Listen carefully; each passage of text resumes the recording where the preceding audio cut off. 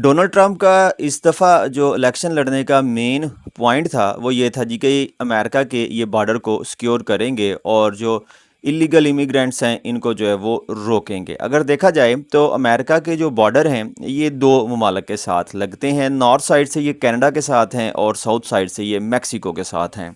लेकिन इसके अलावा जो है यूनाइटेड स्टेट मैरीटाइम बॉर्डर जो है वो भी सेवरल कंट्री के साथ शेयर करता है। मसलन इसमें जो है वो रशिया है, इसके साथ जो है इसका वाटर बॉर्डर लगता है नॉर्थ वेस्ट में। क्यूबा है इसके साथ साउथ ईस्ट में, और बामास है इसके साथ साउथ ईस्ट में बॉर्डर जो है वो शेयर होता है।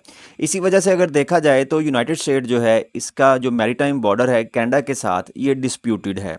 और यूनाइटेड स्टेट जो है वो क्लेम करता है जी कि कैरेबियन में 3 आइलैंड हैं जिनके ऊपर अमेरिका का जो है वो हक बनता है।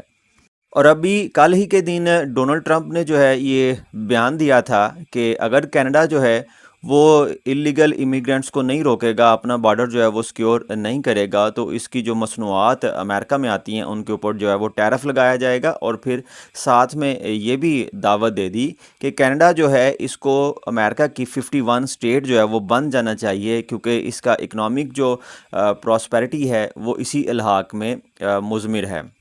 और इससे पहले जो जस्टिन ट्रूडो है ये प्राइम मिनिस्टर तो रहेंगे, लेकिन इन्होंने अपनी जो पार्टी की क़यादत थी उससे इन्होंने जो है वो इस्तीफ़ा दे दिया था, और ये 24 मार्च तक जो है वो काम करते रहेंगे जब तक नए प्राइम मिनिस्टर जो हैं वो इलेक्ट नहीं हो जाते। लेकिन जो इकोनॉमिस्ट हैं वो ये कहते हैं जी कि असल में अगर देखा जाए तो डेली बेसिस पे तकरीबन ये 2.5 बिलियन अमेरिकन डॉलर की जो है वो गुड्स और सर्विसेज जो हैं वो क्रॉस बॉर्डर जाती हैं। और अगर 20 जनवरी के बाद ट्रंप साहब जो हैं वो प्रेसिडेंट पावर में आ जाते हैं और उसके बाद आके इसके ऊपर टैरिफ लगाते हैं, तो कनाडा के लिए जो है ना ये काफ़ी ज़्यादा मुश्किलात का बायस होगा। इसी तरह से मैक्सिको से जो सामान अमेरिका जाता है उसके ऊपर भी जो है 25% टैरिफ लगाने का जो है वो दावा किया गया है कि अगर मैक्सिको जो है वो बॉर्डर को सिक्योर नहीं करता।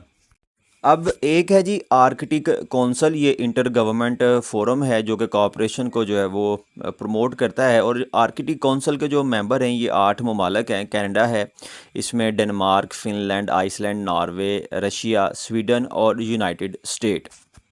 अब ये जो आर्कटिक कौंसल है इसको बनाया गया था जी 1996 में ओटावा डिक्लेरेशन के नतीजे में ये जो है वो बनी थी।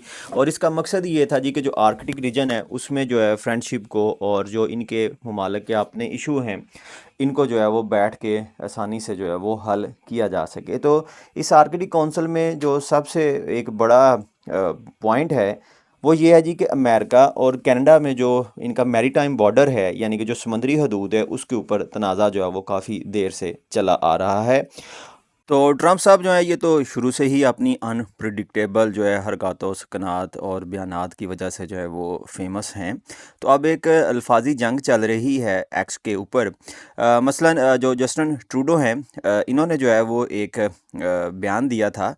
बयान था जी कि there is not a snow ball chance in hell that Canada become part of United State. तो इसके जवाब में जो है एलान मस्क उन्होंने रिस्पॉन्ड किया और उन्होंने लिखा, girl you are not a governor of Canada any more, so it doesn't matter what you से।